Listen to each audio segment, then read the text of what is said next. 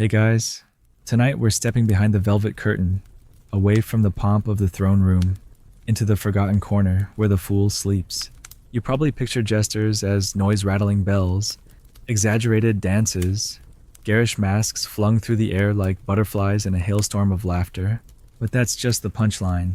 The real life of a court jester, it's quieter than you think, a little lonelier, and a lot more dangerous.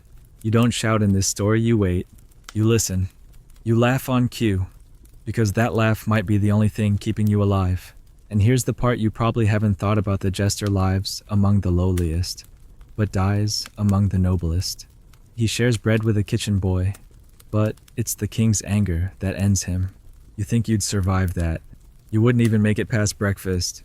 So, before you get comfortable, take a moment to like the video and subscribe, but only if you genuinely enjoy what I do here. And let me know in the comments where you're listening from and what time it is. Now, dim the lights. Maybe turn on a fan for that soft background hum. And let's ease into tonight's journey together. You wake in the dark. Not pitch black, there's a sliver of gray at the edge of the wattle and daub wall, where the dawn creeps in before the cock crows. You're stiff. Not from age, you're only in your mid-20s, but from straw. Cheap straw. Broken straw. Straw that's lost all softness, and now behaves more like a bed of broom bristles. There's a chicken next to your head. It's alive. Thankfully. You're not entirely sure it wasn't dead when you fell asleep. You shift, stretch your legs, one boot is still on. The other's missing, and the cold bites, not sharply, but like a wet dog licking your feet. You sigh. Your bones creak as if they belong to someone older. Welcome to another morning in the life of a medieval court jester.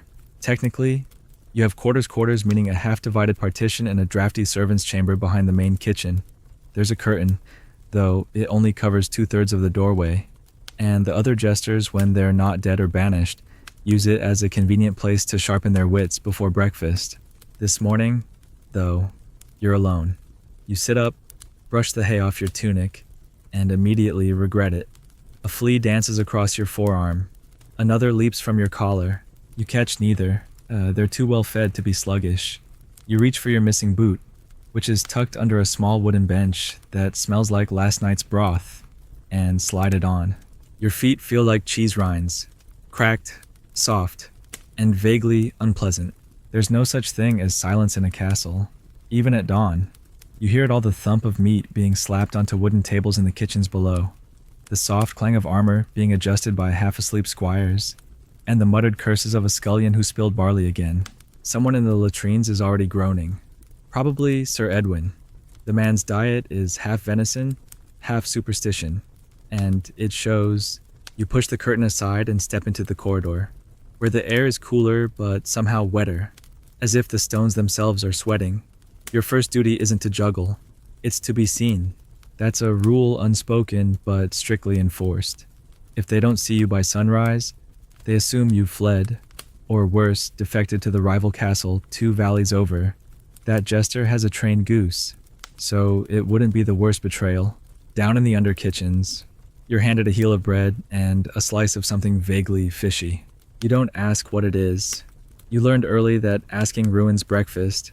You nod to the spit boy, whose face is perpetually smeared with ash, and to the old woman who sharpens knives for the cooks. She offers you a wink and a toothless grin. She's the only one allowed to call you lad without risking a sarcastic comeback. You take a seat on an overturned bucket and eat quietly. It's too early for jests. Even the fool knows the value of silence when the ovens are hot and tempers hotter. Somewhere above, a bell rings. It's not your bell, not yet, but you feel it in your spine anyway. It's the call to morning chapel, which means in 30 minutes, the nobility will return from pretending to be pious and start demanding their diversions. You chew faster. You don't pray, not because you're faithless, but because your role doesn't permit it. The jester is exempt from reverence. You are the living inversion of sanctity. They need you unblessed, unsober, unpredictable. If you ever truly repented, they'd hang you for heresy. You finish eating and head toward the back stairs. These are not the grand steps of procession, but the servant's ascent, uneven, steep, dark. You climb quickly, used to the rhythm of ducking under beams and stepping over the loose stone on the 3rd landing. A rat scurries past. You salute it. He's a regular. You've named him Bernard. Historians still argue whether jesters were officially part of the king's household or simply tolerated as a necessity of court politics. What's not debated, you belong nowhere and everywhere. The king laughs with you, the knights sneer at you, the cooks feed you, the priests ignore you. You're both welcome and invisible. You reach the antechamber behind the throne room. There's a small table where your props are kept, juggling balls 2 cracked, a lopsided lute, a stick puppet with one eye missing, and your cap.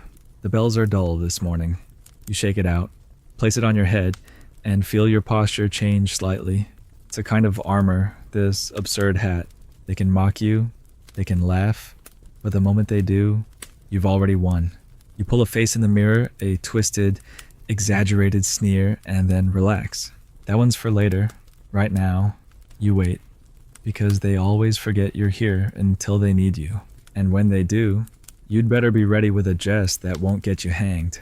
There's a cough behind the door. That's your cue. The steward opens it slowly, nods once, and steps aside. You enter the hall like a whisper, becoming a song. Not too loud, this is the hour of digestion. When nobles picket bread and wait for the midday meat course, you step softly across the stones, bow low, and begin your first performance of the day. You open with a riddle, not a joke. You ask, what's lighter than a feather? But no man can hold it for long. A few blink. The answer is your breath, but you pause. Let them squirm. Let them feel clever. Then say it. A chuckle, not a roar, but enough. You're still useful. A nobleman, half drunk and wearing last night's cloak, asked for a jest about the queen's sister. You deflect. Too dangerous. Instead, you mime a chicken chasing a knight through the privy. That gets a real laugh. You breathe easier.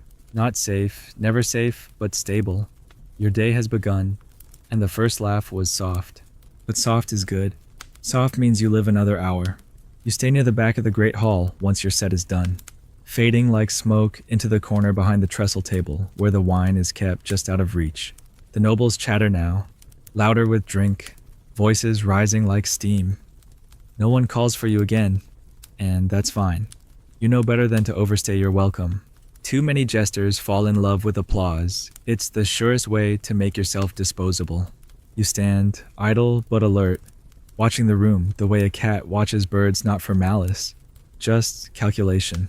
The king picks his teeth with a quill. The steward drops a goblet. Someone sneezes so hard their wig slips. You almost smirk, but stop yourself. The court doesn't like to be laughed at unless they ask for it. You've learned that too.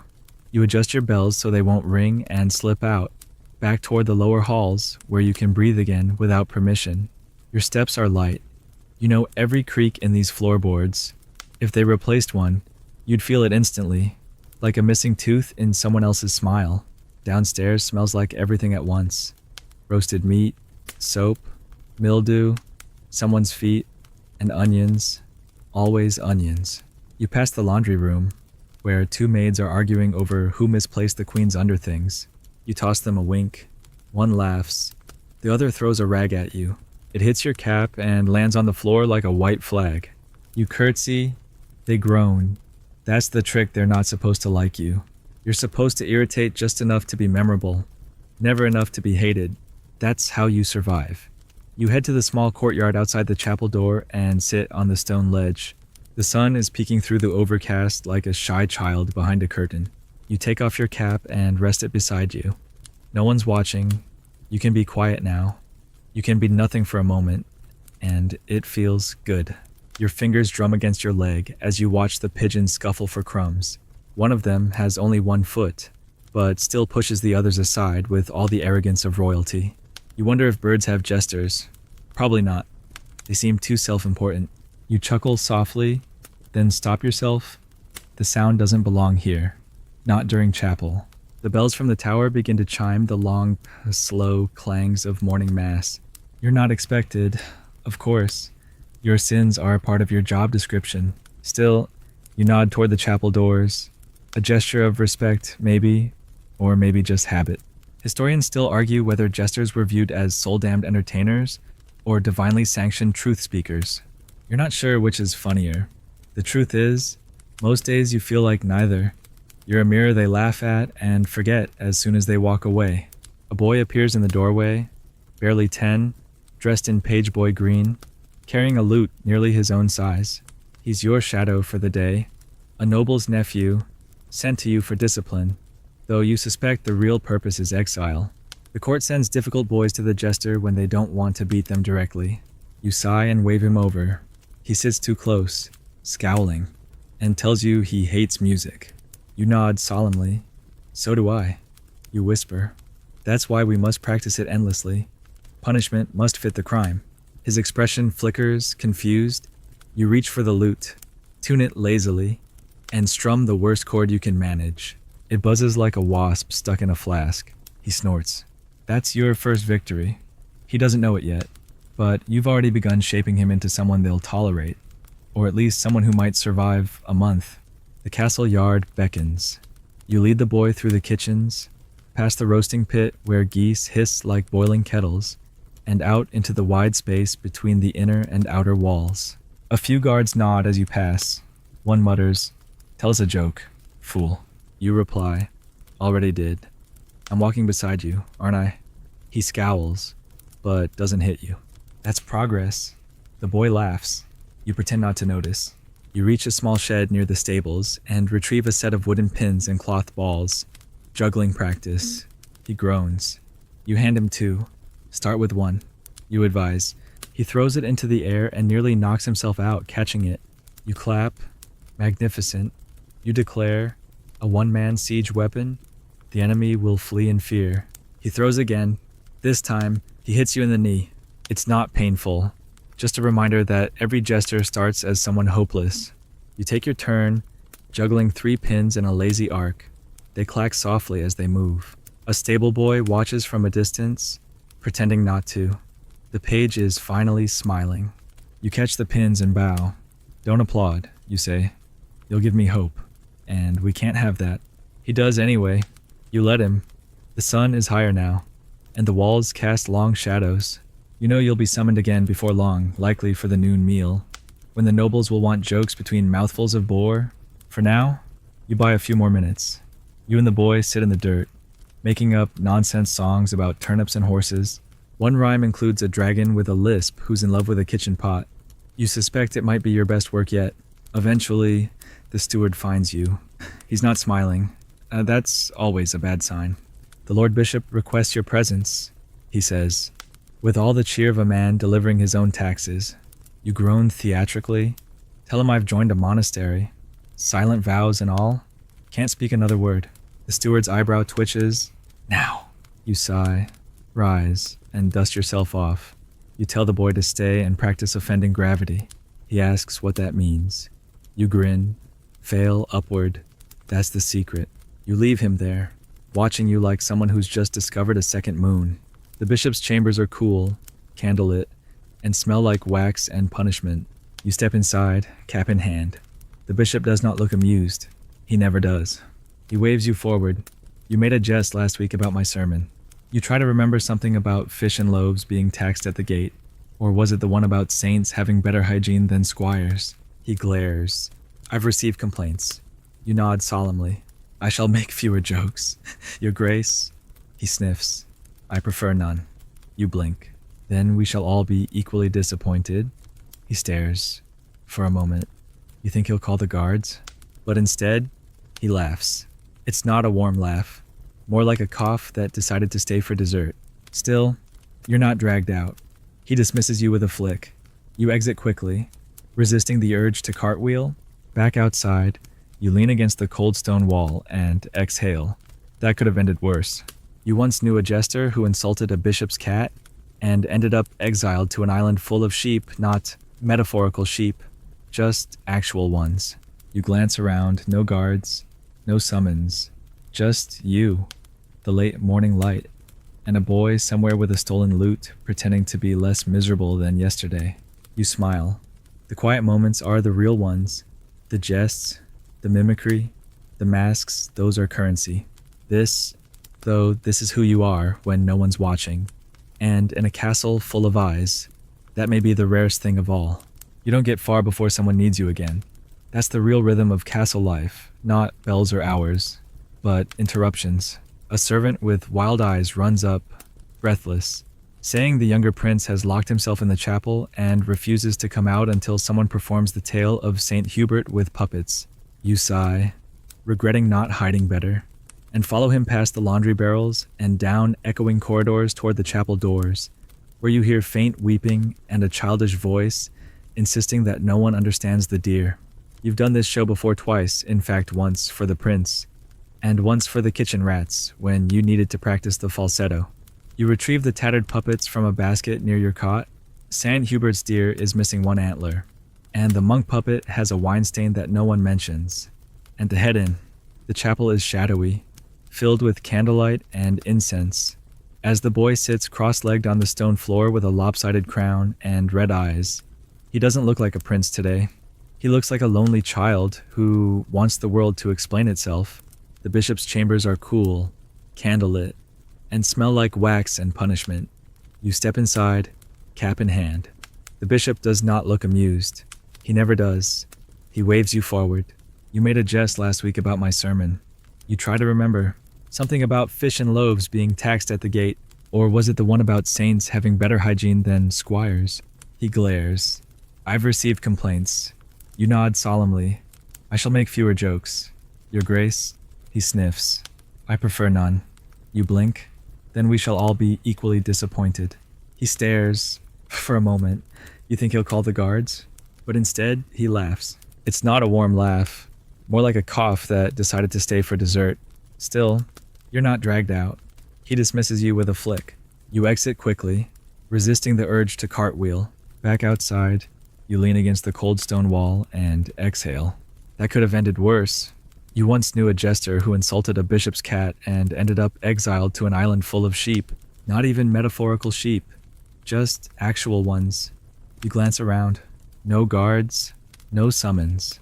Just you, the late morning light, and a boy somewhere with a stolen lute pretending to be less miserable than yesterday. You smile. The quiet moments are the real ones. The jests, the mimicry, the masks, those are currency. This is who you are when no one's watching. And in a castle full of eyes, that may be the rarest thing of all. You don't get far before someone needs you again. That's the real rhythm of castle life, not bells or hours, but interruptions. A servant with wild eyes runs up, breathless, saying the younger prince has locked himself in the chapel and refuses to come out until someone performs the tale of Saint Hubert with puppets. You sigh, already regretting not hiding better, and follow him past the laundry barrels and down the echoing corridors toward the chapel doors, where you can hear the faint sound of weeping and a childish voice insisting that no one understands the deer. You've done this show before twice, in fact once for the prince, and once for the kitchen rats when you needed to practice the falsetto. You retrieve the tattered puppets from a basket near your cot. Saint Hubert's deer is missing one antler, and the monk puppet has a wine stain that no one mentions. And head in. The chapel is shadowy, filled with candlelight and incense. The boy sits cross-legged on the stone floor, his crown lopsided, eyes red. He doesn't look like a prince today. He looks like a lonely child who wants the world to explain itself. So, you begin quietly at first, with the deer peeking from behind a lectern, then leaping across the altar in exaggerated surprise. The monk follows, shouting about salvation and supper. The prince watches, lips pressed tight, trying not to smile. You pitch your voice higher, then lower, then somewhere between human and squirrel. He snorts. You press on, exaggerating every line, until the deer gets caught in the bishop's robes and declares he's converting to pastry. The prince breaks. He laughs, not loud, but honest. And you feel it, that small, fragile power you hold. You've moved him from sorrow to delight with nothing but cloth, fingers, and timing. It's the only kind of miracle you're qualified to perform. When it ends, he claps once, then wipes his eyes and walks out, saying nothing. You gather the puppets and follow, unthanked but not unnoticed. Later, you're in the servants' yard again, peeling a turnip that's not yours. Just because your hands need something to do, the page returns, the one from this morning. He's grinning. which is a danger sign. I've memorized your rhyme about the lisping dragon, he announces proudly. I told it to a knight. You freeze. Which knight? He points vaguely. The red one? You groan. There are 3 knights who wear red, and all of them have tempers shorter than your juggling clubs. Did he laugh, you ask? The boy shrugs. He told me to sweep the stables. That's either a compliment or a punishment, you mutter. Possibly both. He looks confused. You hand him the turnip. Here, practice pretending this is valuable. It's a key skill in court life. You spend the next hour hiding near the falconer's tower, where the smell of feathers and meat tends to discourage visitors. You lie on a bale of hay, hat over your eyes, listening to the hawks squawk and the falconer mutter Latin-sounding nonsense that probably means, "Not that one, you stupid bird." You feel a rare stillness, the kind that comes when you're forgotten, not needed, and yet still alive. This is the Jester's true vacation, not a day off, but an hour where no one looks your way. You let yourself drowse, half dreaming of juggled stars and talking chickens. A bell tolls in the distance, signaling midday meal. You groan and sit up. The nobles will expect entertainment between their bites, and you've yet to prepare anything new. But that's never stopped you. Improvisation is the air you breathe. You stretch, shake off the straw, and return to the hall. The midday meal is louder, drunker, and meaner than breakfast. Everyone's more awake, and unfortunately, that includes their egos. You enter mid-roast, the smell of goose fat heavy in the air. The queen's cousin waves you over and demands a poem about sausages. You oblige. The poem includes a metaphor involving clergy and mustard, which earns you a kicked shin under the table from a bishop pretending not to notice. You limp theatrically, earning a round of half-hearted applause. A noblewoman asks if jesters are allowed to marry. You respond, "Only to the truth, my lady," and it's a very jealous spouse. That earns a few nods and one bitten lip. You keep moving, keep shifting voices and topics, a blur of limbs and grins. You can feel the exhaustion forming behind your eyes, but there's no space for it now. This is your battlefield, and laughter is your armor. Historians still argue whether jesters held political influence or merely served as distractions for the ruling class. From your side of things, it's both and neither. You know secrets. You hear what others forget they've said aloud. You see who blushes when the queen speaks, who frowns when the treasury is mentioned, who laughs too loudly when a rival is insulted. You remember everything, because forgetting is dangerous.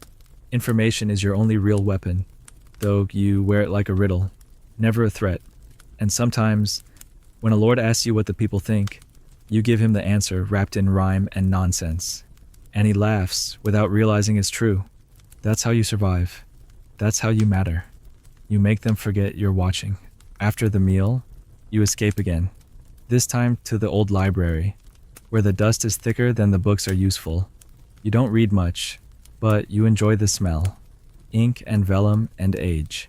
You sit beneath the window and rest your back against the stone. The afternoon sun is gentle, filtering through stained glass in fractured reds and golds. You pull out a small knife and a chunk of wood from your pocket. Today's secret project is a miniature jester, bells and all. You're terrible at carving. The face looks more like a duck than a man, but it passes the time. The page finds you again, holding a cat. "She followed me," he says, uncertain whether to be proud. You nod. She has good taste. The cat disagrees, judging both of you before settling nearby. The 3 of you sit quietly, carving, petting, watching light shift. It's one of those moments that won't be remembered by anyone but you, and that's enough. The steward finds you by evening, lips thin.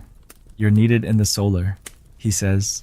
That means private performance, probably for someone important, or angry, or both. You follow him through the halls, adjusting your bells to make the right amount of noise, just enough to be heard, not enough to be a warning. Inside the solar sits the queen and her brother, the latter fuming, red-faced, gripping a goblet like it insulted his lineage. You bow low. The queen gestures with a faint smile. "My brother needs cheering," she says. "That's not a request. You begin with a mime, a knight trying to mount a donkey that won't cooperate. Then you shift into impressions, the steward's mumbling, the bishop's wheeze, even the queen's own careful laughter. She raises a brow. Her brother laughs. Once. Then more. It's rough. Like a cough through wine, but it softens him.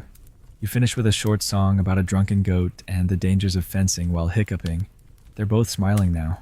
You exhale, bow again, and leave without another word. You've done your part. Back in your corner of the servants' quarters, the curtain is drawn. You step behind it, remove your cap, and sit on your straw pallet. Your legs ache, your throat is dry, your hands smell faintly of onions and ink, but you're safe. You're still here. That's the unspoken victory of every jester one more day alive, in a place where jokes can turn fatal. You lie back, staring at the ceiling, and hear the quiet of the stones settling around you. Somewhere in the castle, someone is already preparing tomorrow's feast. And somewhere else, someone is deciding whether to laugh at you or have you removed. But for now, there is stillness. You close your eyes and dream not of applause, but of silence. The morning does not wait for permission. It arrives in a lazy gray wash over the stone floor, just bright enough to remind your eyes that sleep is ending. You shift under your thin blanket, half covered in straw and half in regrets, and let out a low groan that goes unnoticed in a castle already coming to life. Somewhere, a boy drops a bucket. Somewhere else, a pig squeals for reasons unknown. You sit up slowly, rub your eyes, and reach for the boot that never stays where you left it. It's under the cot again, probably kicked there in some dream of escaping the chapel mid-performance. You tug it on, wincing at the stiffness. The soles are thin and the leather more patch than shoe at this point, but you don't complain. No one in your profession complains. They quip, they whistle, they curse in rhyme, but they never beg, at least not where others can hear. You drape your jester's motley over your shoulders and run a hand through hair that's halfway between curls and chaos. There's a warmth rising from the kitchens that smells like stew and old firewood. You follow it, because that's where the other survivors gather. Down in the servants' mess, the cook is already shouting at someone about lentils. The fire roars, spitting sparks, and the air is thick with flour. You sidestep a mop bucket, dodge a hound, and slide onto your usual bench beside the boy who scours pans. He gives you a nod and half a crust of bread. You return the nod and pretend not to notice the jam on your sleeve. Across the table, a laundry girl is weeping into her bowl of porridge while her friend pats her back with more rhythm than comfort.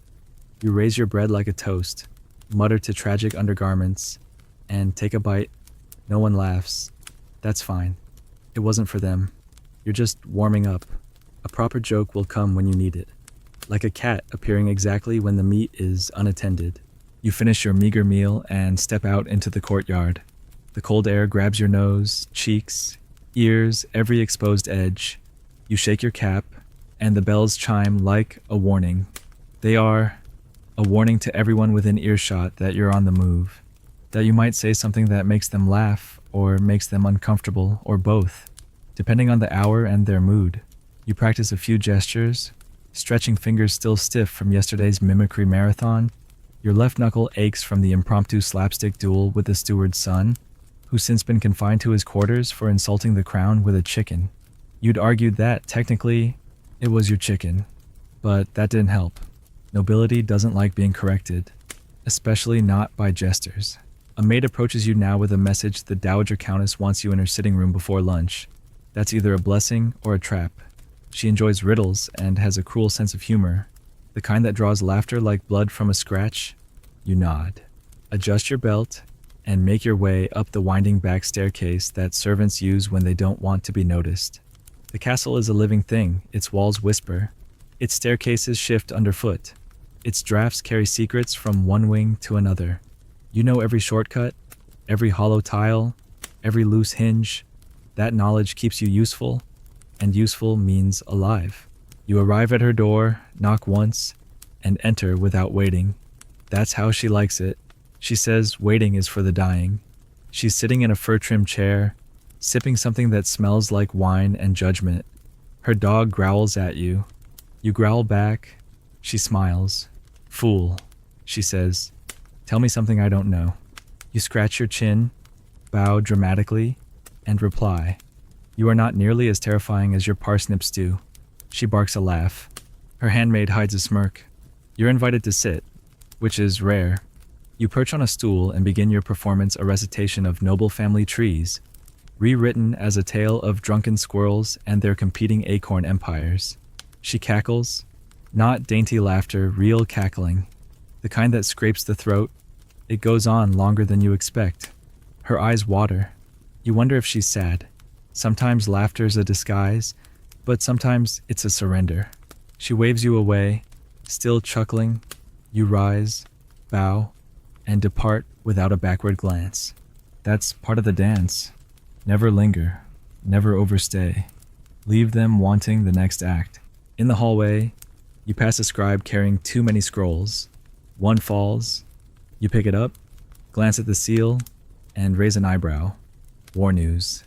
Probably bad. You hand it back and say nothing. They don't ask your opinion, even though you've probably heard more real gossip from guards and maids than any of the counselors will admit. But no one wants strategy from a man in bells. Your decoration, entertainment, a safe kind of truth that doesn't interrupt policy. Historians still argue whether court jesters were ever truly free to speak their minds, or if that freedom was a performance too. You suspect it was the latter. Freedom is a costume, like any other, one you wear when the room is watching, and take off in silence when the door clicks shut. The afternoon drags. You spend it in the yard again, half-heartedly juggling with the kitchen boy, while the page practices his lute near the herb garden. He's getting better, worse at pretending he doesn't like it. You coach him on how to bow dramatically, how to twist his mouth when reciting a bad poem, how to fall flat on his back without cracking a rib.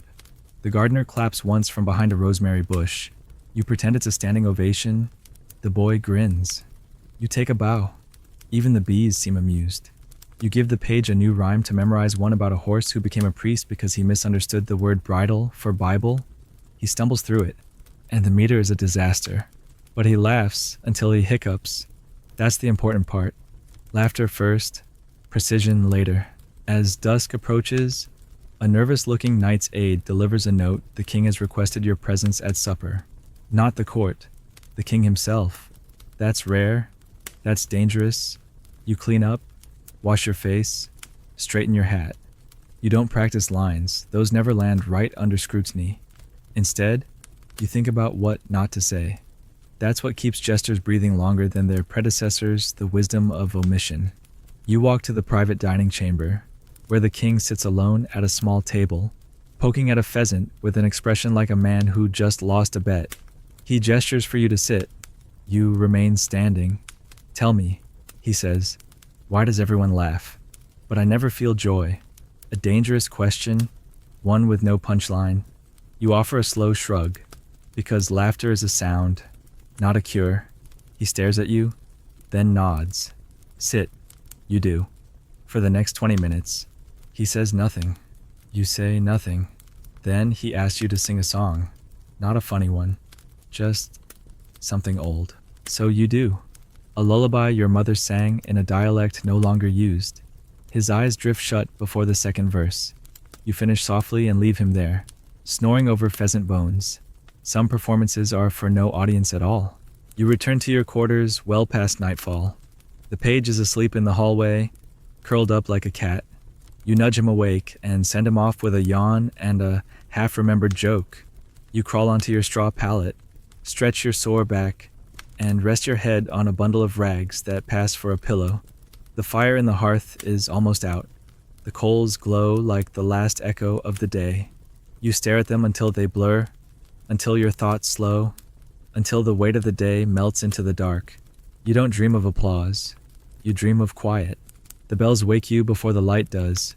Not yours, the chapel's, low and slow, like a tired ox being dragged over stone, reminding everyone within earshot that their souls require tending.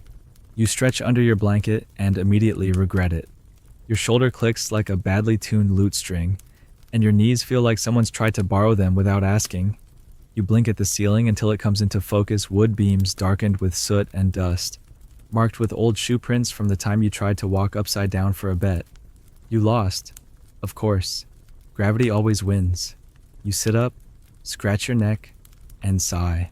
Another day in the life of a fool, though the more you live it, the more you wonder who exactly the fools are. The ones wearing bells or the ones pretending not to hear them. You stand, find both boots by some miracle, and begin the quiet process of assembling yourself, tunic, cap, small mirror to make sure your face still looks like it can handle smiling on command. It does, barely. By the time you reach the kitchens, the servants are already elbow deep in bread dough and bruised vegetables. A stable boy swears at a goose, and the goose swears back in its own wet, flapping way. You duck under a drying line of linen and swipe a hunk of cheese from the board when no one's looking, or maybe they're looking and simply don't care enough to stop you. Either way, you eat it quickly, chewing before the guilt catches up. It never does. Hunger is faster. You head out into the morning mist, the castle yard quiet except for the soft clatter of armor and the rustle of frostbitten leaves. You cross the yard to the old stone wall where the archers practice, hoping for a moment of calm. Instead, you find the page. He's already juggling 3 small rocks and grinning like a criminal who's just discovered the existence of locks.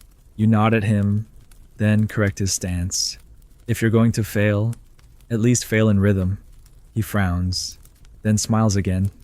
I told the chicken joke to the cook, he says proudly. He gave me a turnip. That's either an insult or a promotion, you reply, sitting on the low wall and rubbing your temples. The boy continues juggling, the rocks flying in arcs that are more hopeful than accurate. You watch without commenting. Let him learn through repetition, like you did. It's the only way any of this sticks. He drops one, curses under his breath, and retrieves it. You smile. Good. Let him get angry. It means he still believes he can master it. That belief won't last long in this place, but it's necessary while it does. A horn sounds from the main gate. Visitors. You straighten instinctively. Nothing puts a jester on edge like fresh nobility. New ears mean new risks, new expectations, new boundaries you haven't yet learned how to dance along. The page notices too. Do we have to perform for them, he asks. Only if they're bored. You reply, which means yes. He groans. You pat his head. Welcome to the art of forced cheer. The guests arrive by horseback, cloaked, armored, well-fed. Their horses prance like dancers, aware they're being watched. You stand aside, eyes downcast, cap in hand, letting them pass without acknowledgement. That's part of your camouflage. Not quite servant, not quite spectacle, just something they can't quite classify. That makes you harder to dismiss, and harder to punish when you finally say something clever enough to hurt. You're summoned before noon. Of course. The guests, some baron from the coast, and his entourage have requested light diversion before the feast. You report to the side chamber near the dining hall, where a makeshift stage of rugs and crates has been hastily arranged. You spot a lute, a mock sword, and a wooden chicken you carved last month during a particularly long sermon. You take a deep breath, roll your shoulders, and step onto the rugs. The room is dim, the audience already half full of wine and anticipation. You begin with a parody of courtly love, a knight serenading a cabbage he's mistaken for a lady. You sing badly on purpose, making the notes wobble like a goose in high wind. Laughter erupts first tentative, then rolling.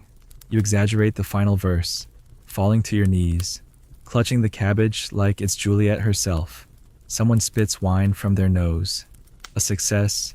Then, you pivot into impressions, first the steward, then the visiting baron, complete with a limp and a dramatic sigh. That gets a mix of amusement and narrowed eyes. Dangerous territory. You ease off. Switch to mimicry of the castle's dogs playing chess. That's safer. Laughter returns. You close with a juggling routine where you pretend the objects are arguing about whose turn it is to be dropped. You let the last one hit you in the head. The audience applauds. The baron nods. The danger passes. For now. You bow low, leave the stage, and retreat to the servants' quarter where you exhale for what feels like the first time in an hour. Back in the yard, the page is waiting. Did they laugh? He asks. Some did. Some probably plotted my death. You say with a shrug, that's a good show.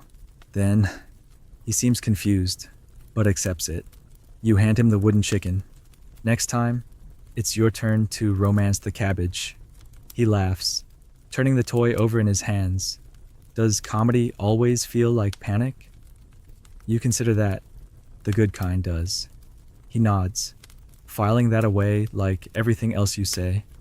One day, he'll use it against you in some clever routine. You look forward to that. Later that day, you are summoned to the library by the steward, not for punishment, surprisingly, but for something stranger. The king's cousin, a pale, nervous man with ink-stained fingers, wants to write a play and has requested your help. Not your performance, your mind. That's rare, alarming, even. You arrive at the library to find scrolls strewn everywhere, the man pacing in circles muttering about metaphors and moral allegory. You listen, arms folded. He wants a tragedy, but funny. A moral tale, but not boring. A play that makes people feel clever without understanding a single line. You suggest a fool who becomes king by accident. He pauses, then nods slowly. Yes, he says, but then he dies. Right. Of course, you reply. Everyone laughs, and then forgets why. He claps his hands like a child. Perfect. You leave him scribbling feverishly, already regretting the idea. Evening falls, and with it, the expected exhaustion. But tonight there's no feast, no performance, just you, the page, and a chessboard with missing pieces. You use buttons and pebbles to fill the gaps. The boy plays poorly, but with enthusiasm. He bluffs constantly and falls for every trick. You admire his commitment to failure. It reminds you of your own early days when you thought speed was more important than silence. That noise could protect you from being forgotten. He laughs at a terrible move. You win. Barely. You both stretch out near the hearth, warmth settling into your limbs like permission. Before sleep, you go to the small window above your cot and stare at the moon. It's full tonight, fat and smug, casting pale silver across the inner courtyard. You imagine the castle from above its halls and secrets, its whispering walls and shadowed corners. You wonder how many of them remember your jokes from today. How many of them ever saw you? Really saw you.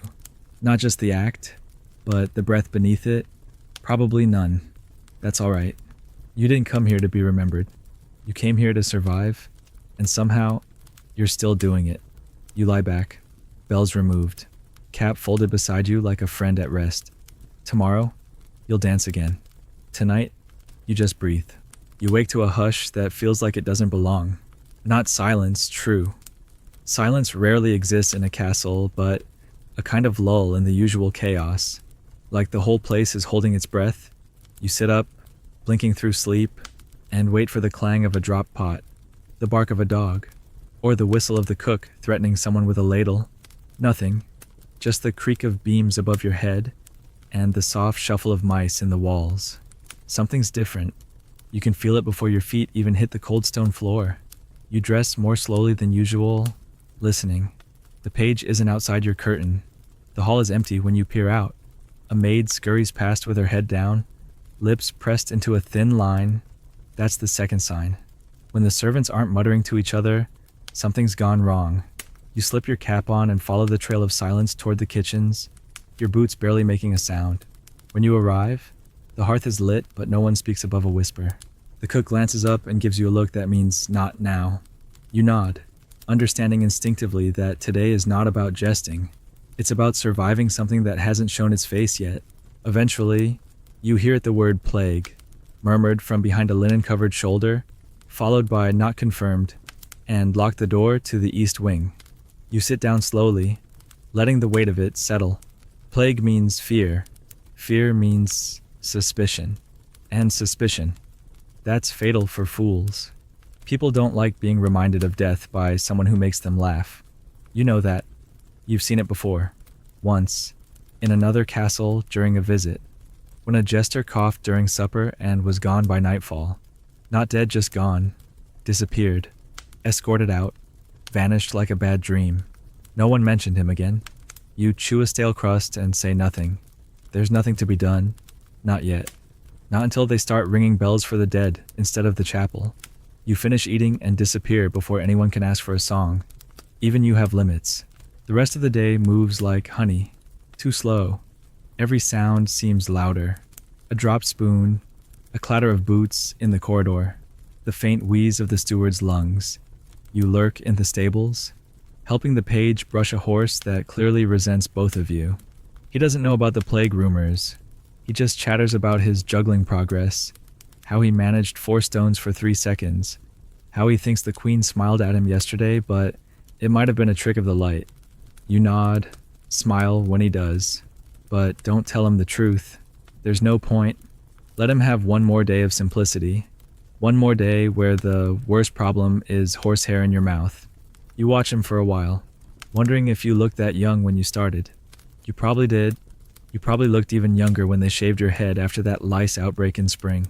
By mid-afternoon, the castle is officially not panicking, which means it absolutely is. Nobles walk faster, clerics mutter longer prayers, and servants disinfect door handles with vinegar and superstition. You get summoned to perform for the king's physician, of all people. That's new. You arrive to find him hunched over herbs and scrolls, muttering about humors and bloodletting while grinding something that smells like hope and despair.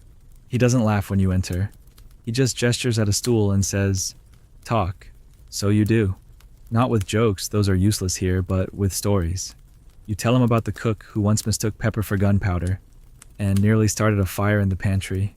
You tell him about the knight who slept with his boots on for a month because his squire convinced him it warded off rats. Slowly, the physician's shoulders loosen. He doesn't laugh. Not really. But he listens. That's enough. You leave without applause, but you feel like you've done something real. Not grand, not heroic, but real. Later, you find the page trying to juggle apples in the great hall. He's alone, which is odd. That space is never empty. You ask where everyone is, and he shrugs, avoiding each other. He says, you nod. You toss him a third apple and join him, catching what he drops and exaggerating your misses. He laughs, and the room feels a little less hollow. Then the steward appears at the far end, beckoning you. His face is pale, which is never a good sign. The baron's clerk, he says when you reach him, fever. He's being moved to isolation. You raise your eyebrows, so it begins. The steward doesn't reply. He just turns and walks away. You look back at the page, who's now talking to a dog like it's royalty. You sigh. You'll have to tell him soon. Not today, but soon. Evening is grim. The feast is cancelled. That never happens. Not even during funerals. The nobles eat in their chambers. The servants whisper. You perform for no one. And that, strangely, is what terrifies you most. Laughter is a shield. When they stop asking for it, it means they're bracing for something worse. You sit in the library, the only place that still feels unchanged, and stare at a scroll about ancient burial customs. The irony isn't lost on you. The page finds you there, holding a candle stub and looking nervous. Did someone die? He asks. You pause. Not yet. Will they? You look at him. He's not a child anymore. Not in the way that matters. Yes, you say softly. Eventually. We all do. He's quiet for a long time. Then he sits beside you, unrolling a blank parchment. Teach me to write a joke, he says. You smile. All right. But it starts with knowing what not to say. That night, sleep is restless. You dream of bells, not your own, but deeper ones. Slower, like the tolling of something ancient. You dream of mass cracking, of laughter turning to dust, of a feast where everyone applauds and no one has a face. You wake cold, twisted in your blanket, the straw poking through like splinters of memory. You stare at the ceiling again, the same beams, the same dust, but somehow everything feels changed. You sit up, groan, and dress like always. You put on your cap, your tunic, your worn boots, but this morning, when you step into the hall, you feel like someone else entirely. Not less, not more, just quieter inside, as though a part of the noise has turned inward, waiting for the next line. The page is already awake by the time you shuffle into the corridor, sitting cross-legged near the hearth with a feather and parchment, mumbling lines under his breath. You lean over his shoulder, peer at his sprawling letters, and read the joke aloud. Why did the knight kiss the frog? You pause. He grins, expectantly. You raise an eyebrow, because he was told it would turn into a duchess, and he was very, very lonely. You nod solemnly, accurate, if a bit autobiographical. He laughs harder than the line deserves, but you let him. Humor's not just craft, it's hope with a punchline. You tousle his hair, then step over a sleeping scullery boy and make your way toward the courtyard, bells gently chiming against the silence that still hasn't lifted since yesterday. The word plague hasn't returned, not officially, but it's there in every corner of conversation, hidden behind coughs and overly polite refusals to share spoons. You see it in the sudden interest in lavender sachets and vinegar cloths, in the way nobles now walk around the edges of rooms instead of through the middle. You see it in the kitchen, where yesterday's bread is rationed like gold, and every cut of meat is roasted twice once for flavor, again for fear. You're not summoned to perform that morning. That alone is enough to make your stomach tighten. No jests at breakfast, no mimicry between courses, no requests for songs about noblemen falling off horses while chasing pheasants that turned out to be their own shadows. You wander the halls like a ghost in motley, nodding to servants who avoid your gaze, passing chamber doors closed too early in the day. The steward won't meet your eyes. That's another sign. He's a man who prides himself on smug tolerance, and the only time he avoids looking directly at you is when something's gone irreparably wrong and he needs someone else to deliver the bad news. You stop at a narrow window overlooking the inner court. It's usually bustling with squires and stable hands, hawkers and hounds. Today it's nearly still. One guard drills alone. 2 kitchen girls carry a heavy pot together, heads down, and the chapel bell rings at the wrong hour. You close your eyes. That bell only rings when someone is buried or burned. By midday, the castle begins to splinter into silence and suspicion. You keep walking. It's all you can do.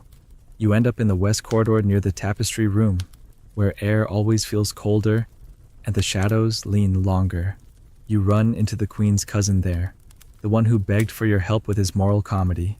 His ink-stained fingers tremble now as he folds a scroll too many times. They say it was the clerk. He whispers, "But I think it was the wine merchant. He coughed last week. I remember it. I remember it." You say nothing.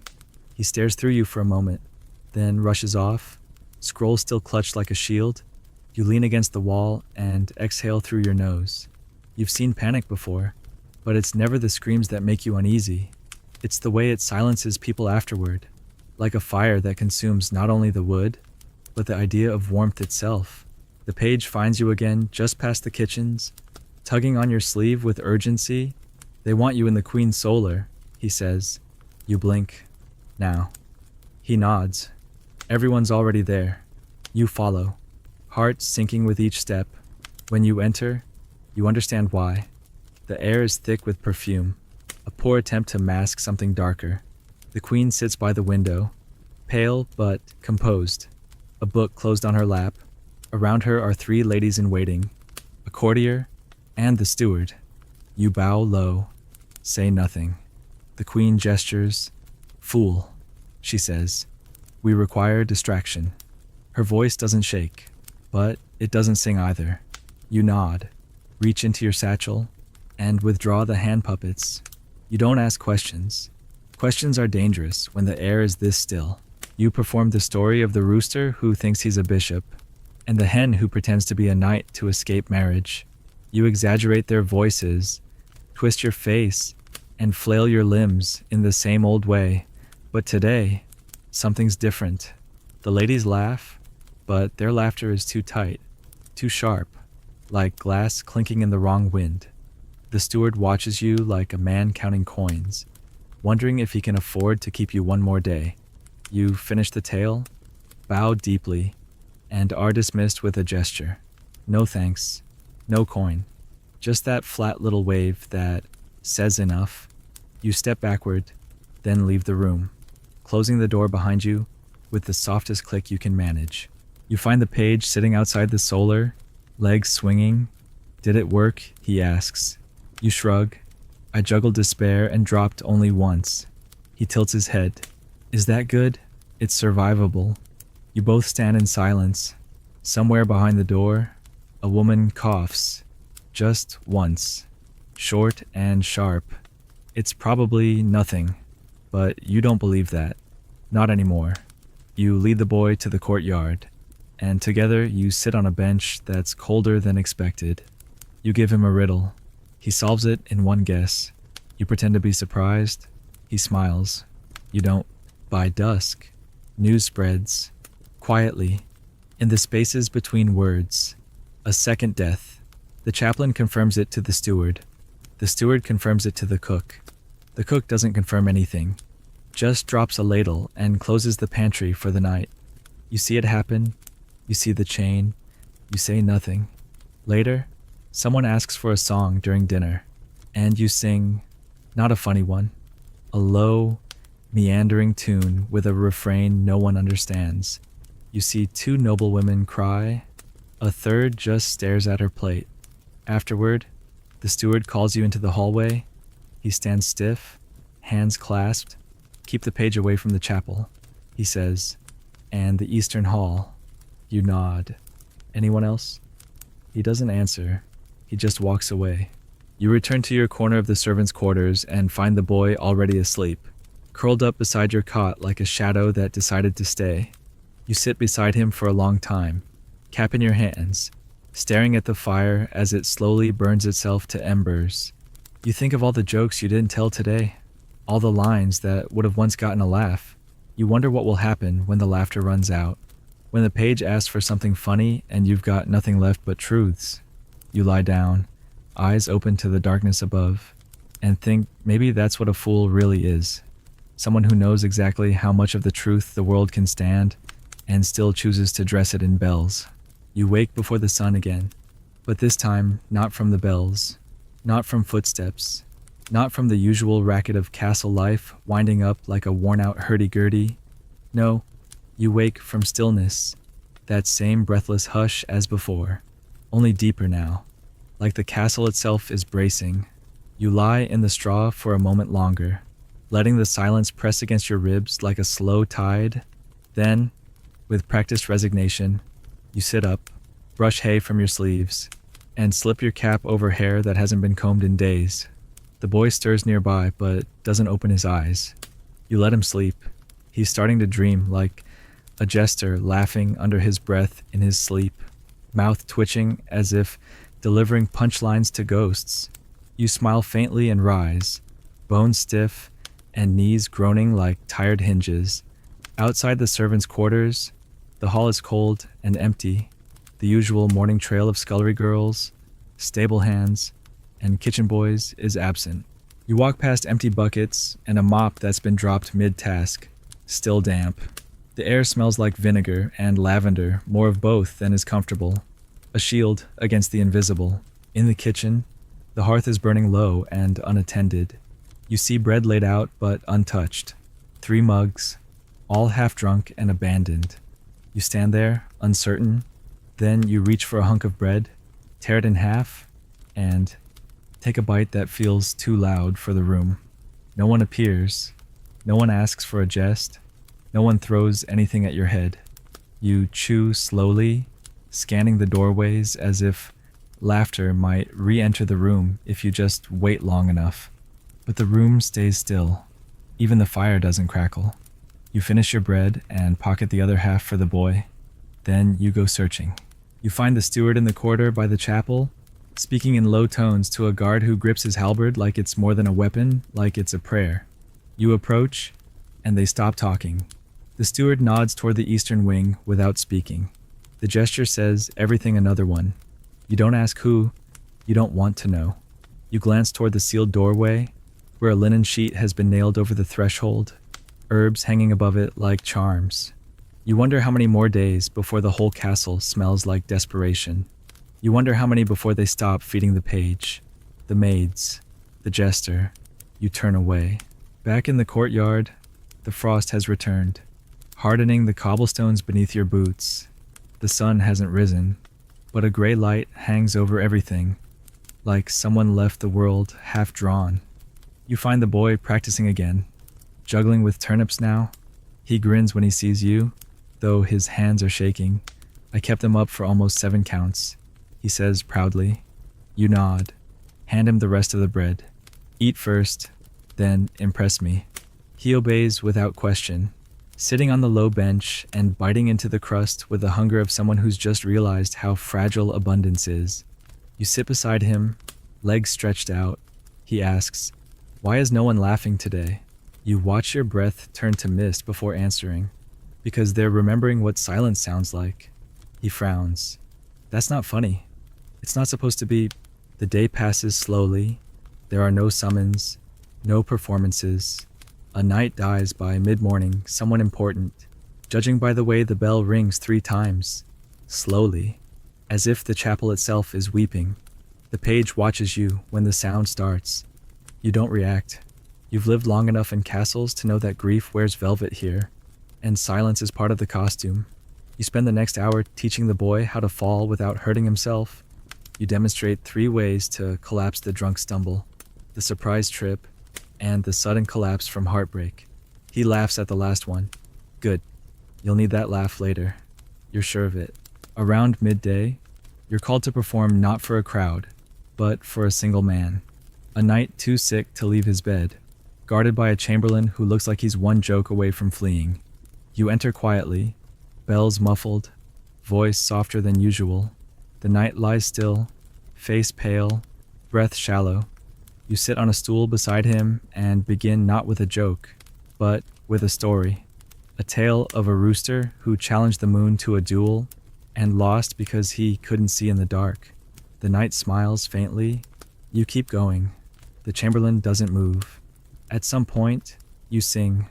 Not well, just gently, like a lullaby for someone who never got one as a child. When it ends, the knight is asleep. You leave quietly. The chamberlain thanks you without speaking. Back in the yard, the boy is balancing on a beam, arms out, cap askew. He waves when he sees you. You wave back. The wind picks up slightly, and for a second it sounds like laughter, but it's not. It's just leaves. Still, you smile at the sound. Then, with no warning, a maid appears in the archway. She beckons. You follow. This time, you're taken to the solar again, but it's different now. The windows are shuttered. The tapestries hang lower, like the walls are slumping. The queen is not there. Her cousin is. He's crying quietly over a scroll. You wait. He doesn't look up. She's gone. He says, finally, last night. You say nothing. You never joked about the queen. Not once. She had a laugh that came only once a month, and always at something no one else found funny. You like that. You step forward, take the scroll from his hand, and roll it shut. He lets you. Then he says, "Write something funny about this." You reply, "I could, but I won't." He nods, eyes wet. Good. You leave before the room can start grieving out loud. Evening arrives with no feast again. The kitchen serves cold food in silence. People eat alone.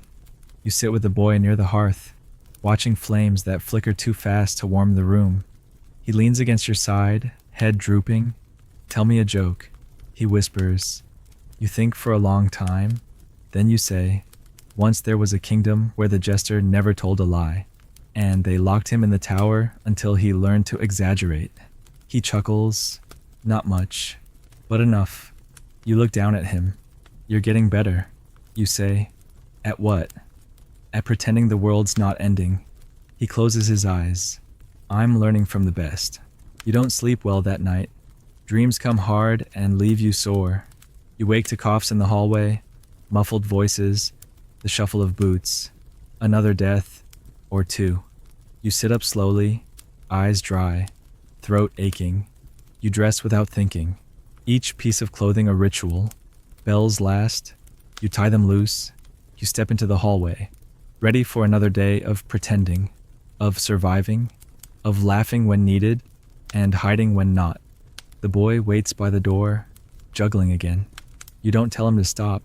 You don't tell him it's pointless, because it isn't. Not yet. By now, the castle is a different place than the one you danced through only a week ago. It creaks louder, the stones seem colder, the air inside the walls feels stale, like a breath held too long. Servants speak in shorter sentences, or not at all. Nobles walk with heads bowed, less out of humility and more as if trying to slip beneath death's notice. The bells chime irregularly now, not tied to mass or meal times, but to moments when someone stops breathing. You pass fewer faces in the halls, fewer still look you in the eye, and the laughter, once as common as spilled wine, has nearly vanished. You still wear your cap, still carry your puppet and juggling pins in your satchel, but they feel heavier somehow, as though they know what's coming and would rather not be part of it. You still rehearse your gestures in the mirror by the east wing alcove, but lately, your reflection doesn't seem interested in the performance. The boy stays close to you now, trailing behind like a silent echo, no longer eager but watchful.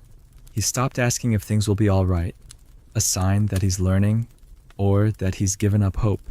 You're not sure which is worse. You're called that morning to entertain a visiting abbot who arrived unannounced and is now sequestered in the guest chamber behind the cloisters. He's old, but sharp-eyed, with hands too steady for a man who claims to fast twice a week. He doesn't ask for jokes. He asks for clarity. You raise an eyebrow and tell him that jesters are in the business of confusion, not clarity. He smiles without amusement. That's why I ask you, he says. You sit across from him while he pours 2 cups of wine. Why do people laugh, he asks. You pretend to consider it, though you know the answer better than your own name. Because if we didn't, you reply, we'd scream. He nods. Good. And why are you not screaming? You shrug. Because I'm still waiting for my turn. He watches you for a long time, then gestures for you to leave. You do. You don't trust people who ask questions with answers they already plan to ignore. Back in the lower hall, the boy is practicing balancing a candle on his nose. You stop him before he sets himself on fire. Let's try walking on one foot instead. You suggest, much safer, slightly less theatrical. He pouts, but obeys. You watch him wobble for a while, then begin narrating his effort like a courtly drama. Sir William the Unbalanced faces the beast of gravity, with nothing but sheer optimism and one sock. He giggles, topples over, and insists on trying again. You let him, not because you think it matters, but because pretending it matters is the closest thing you have to a purpose now. The knights aren't jousting anymore. The feasts have stopped. The music is gone.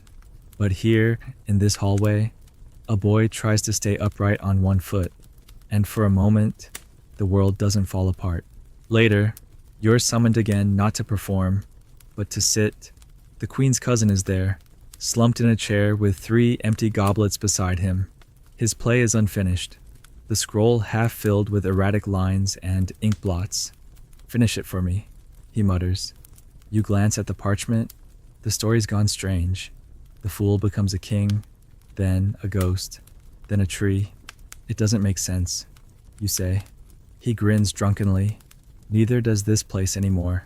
You sit beside him, take the quill, and write a single line. The fool said nothing, and that was the truest joke of all. He reads it twice, then lays his head on the table. You should be the king. He mumbles. No, thank you. You whisper. Too much dying involved. He snores. You rise, cap your ink, and disappear again. That afternoon, the steward posts a list of sealed rooms. Entire corridors now forbidden. Servants are reassigned. Some don't report at all. You see a knight stuffing herbs into his gloves and murmuring a prayer not meant for noble ears. A scribe scratches a symbol into the floorboards near the chapel, a crude charm against pestilence. You wipe it away when no one's looking. Symbols are dangerous when people believe in them too much. You remember a fool once burned for carving jokes into a king's chessboard during a siege. He thought it was clever. The king thought otherwise. History, you've learned, is mostly stories of people laughing just before the blade drops. The boy brings you a turnip shaped like a face. It looks like the steward, he says. It does. You nod approvingly. Now we only need 20 more, and we can stage a vegetable rebellion. He chuckles, then adds, do you think he'll die too? You don't answer. You don't tell him about the wheeze you heard in the steward's voice yesterday. You don't mention the redness in his eyes or the tremor in his left hand.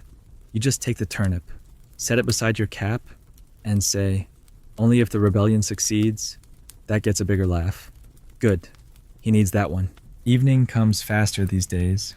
Or maybe it just feels that way because fewer torches are lit. You perform again briefly for a handful of nobles who haven't left yet. Your routine is simple. A puppet play involving a chicken that inherits a castle and is promptly overthrown by ducks. They laugh, but the sound is strange. More brittle than joyful. You finish early, bow, and exit before they can ask you to stay. You return to your cot and sit there for a long time, staring at your hands. You used to think they were meant for juggling. Now they feel like they were made to carry something heavier. You wonder what a jester becomes when no one needs to laugh anymore. That night, sleep doesn't come. You sit by the small window instead, watching the stars blink through thin cloud. The boy sleeps nearby, curled under a blanket that's barely thick enough. You listen to him breathe. You wonder if you've taught him anything useful.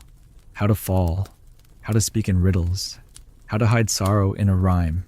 You hope it's enough. You hope he lasts longer than you. There's a part of you that thinks maybe, just maybe, he's the one who'll make it through, who'll juggle for a different king, in a different castle, in a world that still remembers how to laugh. You close your eyes, but don't sleep. Instead, you hum a lullaby your mother never finished singing. One verse, no chorus, just enough to remember, not enough to mourn. The next morning arrives with fog so thick you wonder if the sky simply gave up trying. You step out into the courtyard and the air clings to your face like damp wool. The stones beneath your boots are slick, and for a moment, you imagine slipping arms flailing, bells shrieking, and lying there unnoticed for hours. Just another body too quiet to bother with. You shake the thought away. A jester can think anything, but he must never think too long. Not out loud. The boy joins you soon after, yawning into his sleeve, his cap askew and his left boot on the wrong foot. You don't correct him.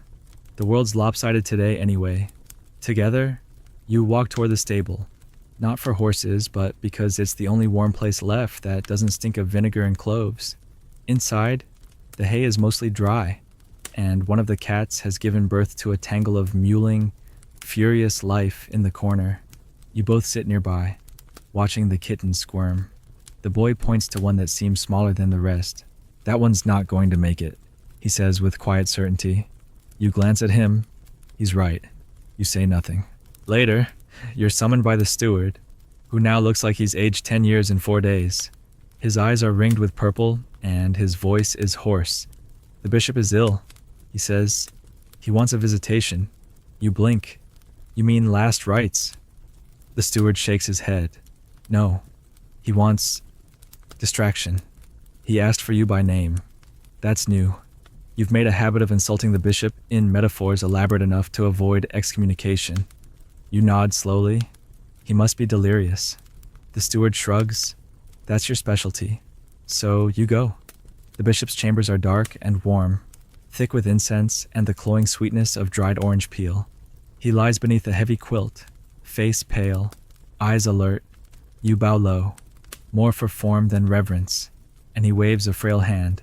Don't jest, he says. Not yet. Just sit. So, you do. For a long time, neither of you speaks. He watches the wall as if it owes him something. Finally, he says, "You're not what I thought you'd be. I disappoint everyone." You reply. He smiles faintly. That's a gift. The world is too fond of expectation. He closes his eyes. Tell me something true. You think a moment, then say, laughter doesn't mean hope. It means refusal. He nods once, then sleeps. You leave quietly, unsure whether that was a performance or a confession. In the corridor, the boy waits. Was he angry? He asks. You shake your head. No, he was listening. You both walk in silence until the kitchens, where the cook, more gaunt than before, hands you a bit of rabbit, and a crust too hard for teeth but perfect for dipping. You eat standing up, sharing it with the boy, who now eats slower, more carefully, like every bite must be negotiated with the future. You watch him chew, wondering how many days you have left to feed him. You used to think that food, like laughter, would always return. Now you know both are easily lost and rarely shared without consequence. That evening, you're summoned to perform once again, but this time for an audience you've never entertained before the scribes. The royal scriptorium is quiet, lined with cracked leather, old ink, and hunched men with calloused fingers and poor posture. They stare as you enter, unsure whether to laugh or pray. One gestures to a cleared space between two desks. We heard the nobles got a puppet about a chicken, he says. You nod, set down your satchel, and withdraw your props. But this time, you don't perform for laughter. You perform for memory. You create a tale about a library that eats its own books, about scribes who write in invisible ink to protect their secrets from time. You speak in riddles, walk in circles, mimic their hunches, their coughs, their squints. Some laugh, most watch silently. One writes down everything you say, though you're fairly sure he misses the point. When you finish, no one claps. That's fine. This wasn't for applause. It was for presence, for a few breaths shared across the same stale air. On your way out, a scribe pulls you aside. He's older, with ink-stained fingertips and a voice like dry parchment. Why do you keep performing? He asks. Why not run? You consider, because if I vanish, I become a story.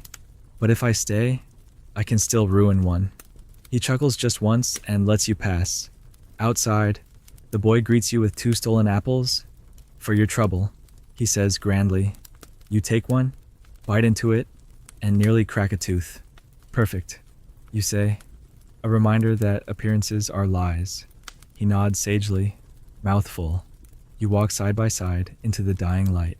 That night, the page shows you a puppet he carved. It's terrible. The head is too big, the arms too small, and one leg is a twig that splinters when touched. You examine it like it's priceless. She's magnificent. You declare, who is she? The Duchess, he says, but disguised as a juggler. Of course. You nod. That explains the beard. He laughs, louder than you've heard all week. It echoes in the stone room like something sacred. You both sit there for a long time, talking nonsense. For a few minutes, Death waits outside the door, politely, as if uncertain whether to interrupt. The next morning, the chapel bell rings 3 times before dawn. You don't ask who. You don't want to know anymore. The boy doesn't ask either. He just hands you a piece of bread, already buttered, and says nothing. You eat in silence, then you stand, brush off your sleeves, and say, "Today we rehearse your fall." He nods. From the chair. From grace, you correct. It's much harder. He understands more than he should. In the courtyard, the frost bites deeper than usual. You both move slower now. Not from fear, but fatigue. That quiet ache of living through too many yesterdays and not enough tomorrows.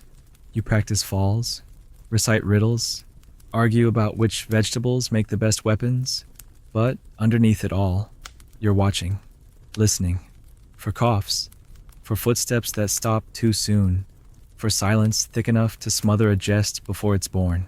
That night, you perform again, one last time for the steward, just the 2 of you in the great hall, half lit by torches that hiss more than they glow.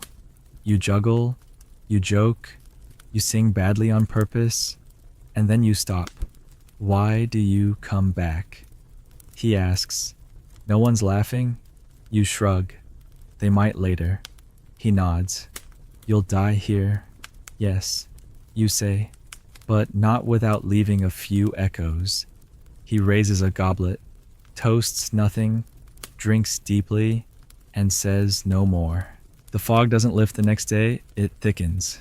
It seeps into your clothes, curls around the beams of the upper halls, and wraps itself around every whispered conversation like a second skin. You don't even pretend not to notice it anymore. Neither does anyone else. You pass a maid scrubbing a doorknob with a cloth soaked in wine. She does it automatically, no longer muttering charms, just moving as if motion itself might hold the sickness at bay. You nod to her, she doesn't nod back. You're used to that now. Laughter has gone out of fashion, and with it, acknowledgement. A week ago, people laughed because they believed the worst was temporary. Now they don't laugh because the worst has manners. It doesn't shout, doesn't knock. It simply enters and sits down at your table. You walk the length of the upper corridor without hearing your own footsteps. You make a game of it, step only on the creaking tiles, skip the silent ones. It's a child's game, pointless, absurd. But your breath steadies while you do it. Sometimes absurdity is all that stands between a fool and collapse. That's why you lean into it now more than ever. The boy finds you near the laundry hall, clutching a bundle of fabric in one arm and a spoon in the other. I was asked to help with feeding, he says, eyes wide. They think I'm harmless. You smirk. They're correct, but only temporarily. You tousle his hair and walk with him toward the eastern wing, now half boarded, with guards posted not to keep people out, but to keep something in. You're not supposed to be there. The steward didn't say that outright, but he also didn't stop you. And in court life, silence is permission. The boy slips through a narrow side door, unnoticed. You follow. The hallway is dim, lit only by a few guttering candles. You can smell it before you see anything vinegar, piss, something coppery underneath. You reach a small chamber where two people lie under rough blankets, faces turned to the wall. A woman stirs slightly, her eyes open just long enough to see the boy. She smiles faintly, then closes them again. The boy sets down the soup gently, backs away without a word. You both leave. Back in the kitchen, neither of you says anything for a long time. The cook doesn't ask questions. She hands you both a piece of stale cake from 2 days ago. You chew it slowly. The boy doesn't finish his. You take the rest and eat it for him. Not because you're hungry, but because things shouldn't go to waste. Not now. Not ever again. Afterward, you bring him to the stables and sit him on a bale of hay. You say, "It's time you learned the difference between a joke and a weapon." He blinks. "I thought they were the same." You nod. You're ahead of schedule. You hand him the puppet he carved, a crooked duchess with a beard, and teach him how to make her walk, fall, plead, curse, charm. You show him how to say one thing while meaning another, how to laugh when you're not allowed to cry, how to juggle silence until it becomes music. He asks, "Did you have a teacher?" You shake your head. "I had an audience." That's a lie, of course. You had a mother with sharp words and a sharper mind, who once turned a drunken nobleman's insult into a riddle that got her a warm meal and a week of safety. She died in a village fire that no one wrote down. You never told the boy that part. Maybe you never will. He doesn't need that story yet. Right now, he needs his own. You tell him to perform something, anything. He hesitates, then steps forward, clears his throat, and begins mimicking the steward's wheeze, followed by an impression of the cook's grim face when out of onions. It's rough, but earnest. You laugh once, genuinely. He beams. You don't say good job. You just nod and hand him a slightly bent juggling pin. Here, your first weapon. By late afternoon, a small gathering has formed in the great hall. Not a feast, those are gone, but a gathering nonetheless. 10 nobles, maybe 15, all seated apart from one another. They speak softly, and only when necessary. A servant announces your presence, and you enter with your usual slouch and clumsy bow. You begin, not with your usual routine, but with a new story. A story of a kingdom where time stopped moving because no one dared laugh before the king. The people stood frozen for days, mouths tight, hearts tighter, until one child, a kitchen-maid's son, sneezed so loudly, it sounded like a trumpet. And everyone laughed so hard they broke the spell. The king executed him. Of course, but only after giving him a medal. The nobles chuckle, one or two honestly. You continue with pantomime silent routines now appreciated more than words. You fall down a set of imaginary stairs. You argue with an invisible duck. You do a duet with your own shadow. There is applause, hesitant but real. When you finish, the steward meets your eye from the doorway. He says nothing. He doesn't need to. Later, as the sun sets behind the towers, painting the walls in gold that no one notices, you and the boy sit again near the fire. He shows you a scroll he's been writing in, filled with jokes, ideas, sketches of puppets and poses. You flip through it slowly, pretending not to be impressed. These are terrible, you say. He grins. I know. You hand it back. Good. If they were good, someone would steal them. He leans his head on your shoulder and closes his eyes. You don't move, not even when your legs fall asleep. The fire cracks softly. Outside, a bird calls once and gets no reply. That night, another bell rings. You hear it in your dreams first, then in the waking dark. One long toll, then silence, then another. You sit up. You know the pattern now. It's the third level of announcement nobility. Someone important. You don't rise. You sit in your cot and stare at the ceiling, tracing the familiar knot in the wood above your head. The boy mumbles something in his sleep. You don't catch it. You lie back down, eyes wide, and listen to the bell toll again. This time, you don't count. You just wait for it to stop.